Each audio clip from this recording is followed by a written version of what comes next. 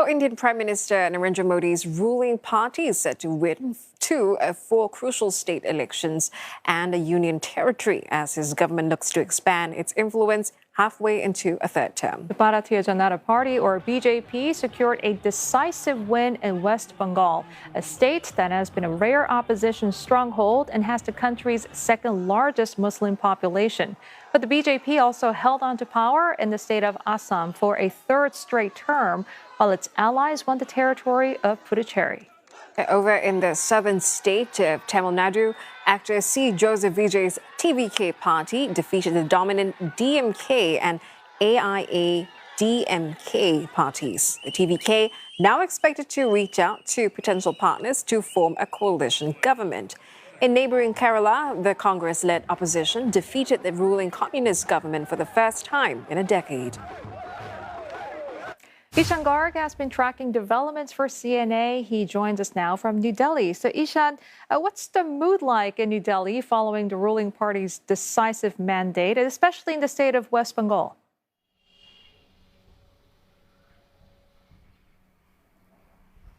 Well, the supporters of Bharatiya Janata Party are seeing this as a major victory because, as you pointed out, the state of West Bengal was for a very long time seen as the final frontier towards eastern India, where the BJP wanted to make a significant mark. And now they have done that with this election. Prime Minister Narendra Modi congratulated his party workers on Monday evening, saying that this is vote for a change and the people of West Bengal are going to get more development, more investments flowing in, and the state is going to see a more liberalized economy in some sense. He also pointed out that the election results now mean that the left parties, the strongholds of left parties, have been diminished significantly. And this will be, analysts say, for the very first time since 1977, that there will not be any substantial left party presence in power across all of India. So this is a huge deal for the BJP, for Prime Minister Modi's party and the party workers.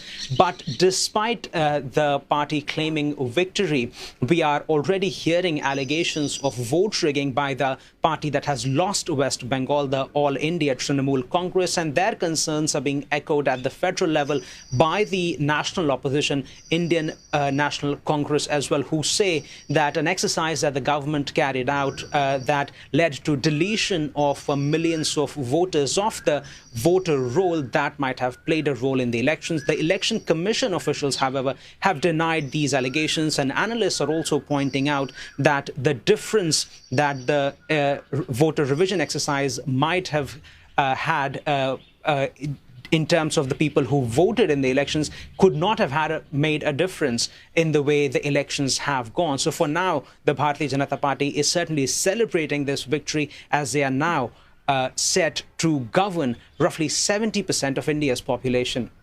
Yeah, with the BJP now governing 20 of India's 28 states, I mean, how might this consolidation of power kind of influence the dynamics of the 2029 national elections?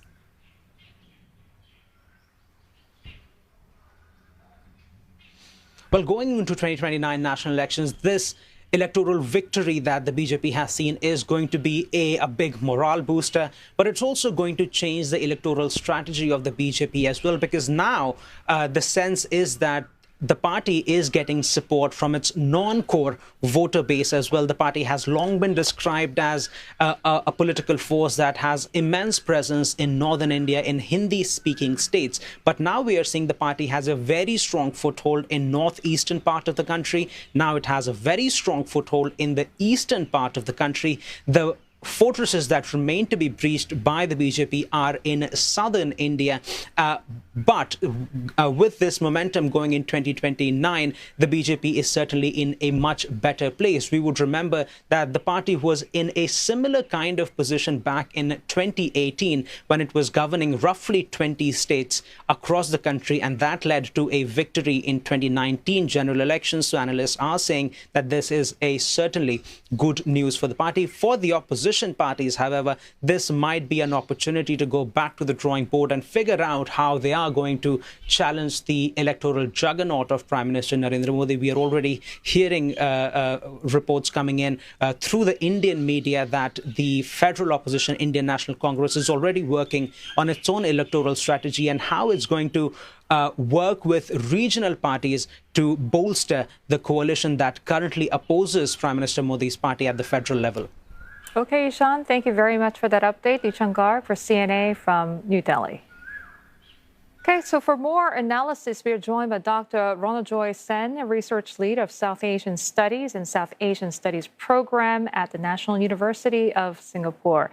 Dr. Sen, so let's start with West Bengal, the BJP's big breakthrough after 15 years of TMC rule. What finally allowed the party to break through? Well, this was a sort of final frontier of sorts for the BJP. It has been targeting, West Bengal, capturing power there ever since Prime Minister Modi came to power. And this time, I guess, there was a sort of a perfect storm in favor of the BJP. Already the impact of the electoral rules, or what is known in India as the SIR, that has been mentioned, which resulted in a deletion of 9 million voters, or about 12% of West Bengal's, roughly 76 million voters. And that did play a role, but the margin of victory was such that that was not the entire story. There was significant anti-incumbents against the Trinamool Congress, which has been in power for the last 15 years, and against Chief Minister Mamata Banerjee. There were allegations of corruption at the party level. There were law and order issues which had cropped up over the last year and a half.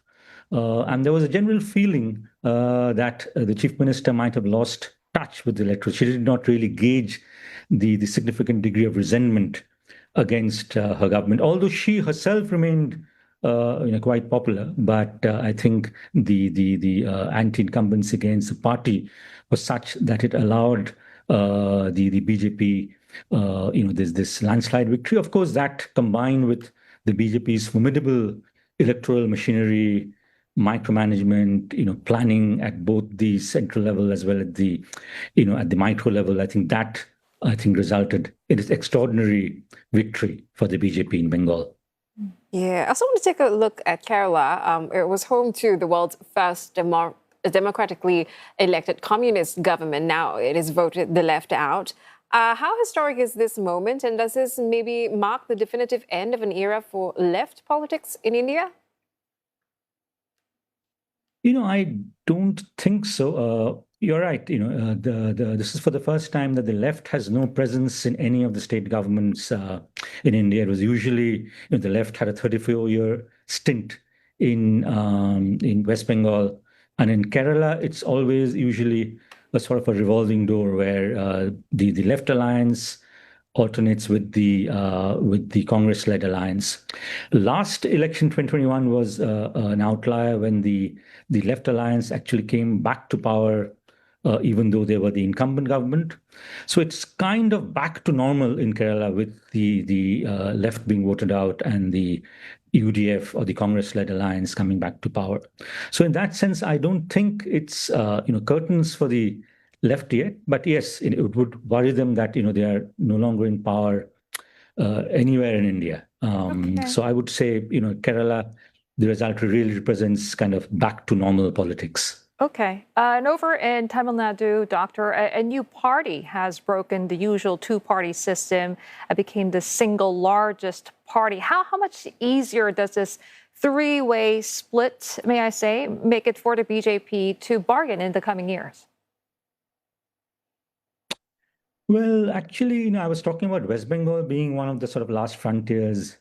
In fact, it's really Tamil Nadu which has remained, stubbornly and consistently out of bounds for the BJP.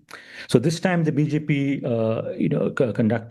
contested elections in alliance with one of the two major Tamil or Dravidian parties, the AIDMK, and it actually won only one seat, the BJP, compared to 4 in 2021, and its vote share also dipped marginally. So the BJP did not do well at all in Tamil Nadu. The story of Tamil Nadu was, of course, the extraordinary performance of film star Vijay and his new party, the TVK.